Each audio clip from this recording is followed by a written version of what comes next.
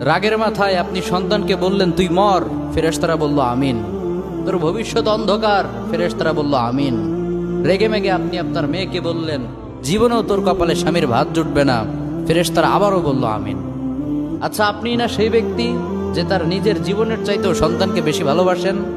আপনি না সেই ব্যক্তি যে তার সন্তানের জন্য হাসতে হাসতে নিজের জীবনটাও দিয়ে দিতে পারেন? আপনি না সেই ব্যক্তি যে আল্লাহর কাছে নিজের চাইতেও সন্তানের জন্য বেশি দোয়া করে? তাহলে কি করে নিজের হাতে নিজের সন্তানের এত বড় ক্ষতি করতে পারলেন? Doesn't make any sense. Common sense বলতে কিচ্ছু নাই আপনাদের? আপনারা কি জানেন না আপনাদের রাগের মাথায় বদদোয়া করাগুলো ফেরেশতারা আমিন বলে?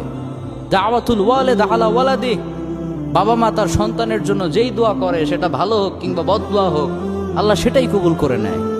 এজন্য খবরদার, নেভার কার্স ইউর চিলড্রেন। রাগের মাথায় কখনো সন্তানকে অভিশাপ করবেন না। খুব বেশি রাগ উঠে গেলে তার জন্য উল্টা